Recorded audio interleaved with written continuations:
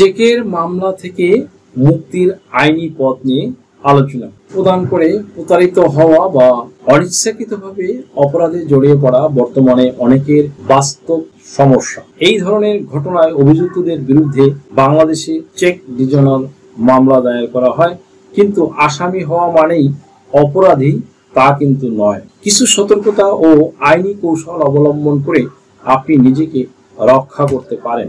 আইন বিশেষজ্ঞদের মতে চেক ডিভিশনাল মামলায় আত্মপক্ষ সমর্থন এবং প্রতিরক্ষা গঠনের আগে প্রথমেই বুঝতে হবে আপনি কিভাবে আসামি হলেন।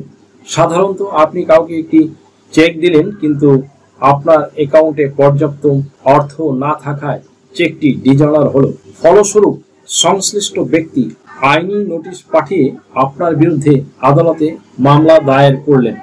বিশেষজ্ঞরা বলছেন, চেক বই ব্যবহার করলে কখনোই আগে থেকে স্বাক্ষর করা চেক ফেলে রাখা উচিত নয়, কারণ চেক বই চুরি হলে অথবা অজান্তে অন্যের হাতে গেলে তাতে নিজের নাম বা টাকার অঙ্ক বসিয়ে যে কেউ আপনার বিরুদ্ধে মামলা করতে পারে। এছাড়া তৃতীয় পক্ষের জন্য চেক দেওয়াও বিপজ্জনক। যেমন কারো ঋণের জিম্মাদার হয়ে আপনি যদি চেক দেন, তখন মূল ঋণ গ্রহীতা না হয়ে আপনাকে চেকের দায় বহন করতে হতে পারে। চেক বই হারিয়ে গেলে সঙ্গে সঙ্গে ব্যাংকে অবহিত করতে হবে। সম্ভব হলে চেক নম্বর উল্লেখ করে একটি আবেদন করতে হবে। এরপর সংশ্লিষ্ট থানায় জিডি করে সেই কপি ব্যাংকে জমা দিতে হবে। এতে করে পরবর্তীতে কেউ সেই চেক ব্যবহার করে টাকা তোলার চেষ্টা করলে তা রোধ করা সম্ভব হবে। ভিউয়ার্স, আপনার বিরুদ্ধে যদি মামলা দায়ের করা হয়, তাহলে কয়েকটি আইনি দিক আপনার পক্ষে প্রতিরক্ষা গড়ে তুলতে পারে। 1 নম্বরে, চেকের মেয়াদ। চেক ইস্যুর তারিখ থেকে 6 মাসের মধ্যে তা ব্যাংকে জমা না দিলে সেটি বৈধতা হারায়। মামলার ক্ষেত্রে এটি আপনার পক্ষে যুক্তি হিসাবে ব্যবহার করা যেতে পারে। নোটিশের সময়সীমা। চেক ডিভিশনালের পর 1 মাসের মধ্যে আইনি নোটিশ পাঠাতে হয়। যদি এরপরে পাঠানো হয়, সেটিও একটি আইনি ত্রুটি। সমঝোতার সুযোগ। নোটিশ প্রাপ্তির পর 30 দিনের মধ্যে আপনার সুযোগ থাকে সমঝোতা হলে মামলা রোধ করা সম্ভব। মামলা দায়েরের সময়সীমা।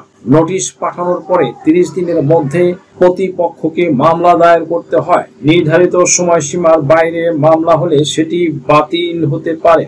আপনি যদি নিশ্চিত হন যে চেকটি চুরি হয়েছে বা জালিয়াতির মাধ্যমে ব্যবহার হয়েছে, তাহলে ব্যাংকের মাধ্যমে বিষয়টি স্পষ্ট করে প্রমাণ উপস্থাপন করতে হবে। জিডির কপি।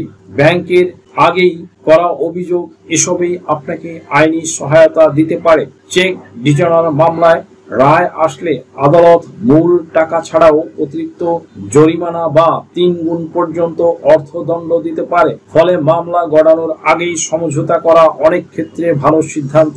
চেক ডিভিশনাল মামলায় অভিযুক্ত হলে হতাশ না হয়ে আইনি পরামর্শ গ্রহণ করুন। একজন বিজ্ঞ আইনজীবীর সাথে পরামর্শ করুন এবং প্রতিরক্ষামূলক তথ্য প্রমাণ সংগ্রহ করুন।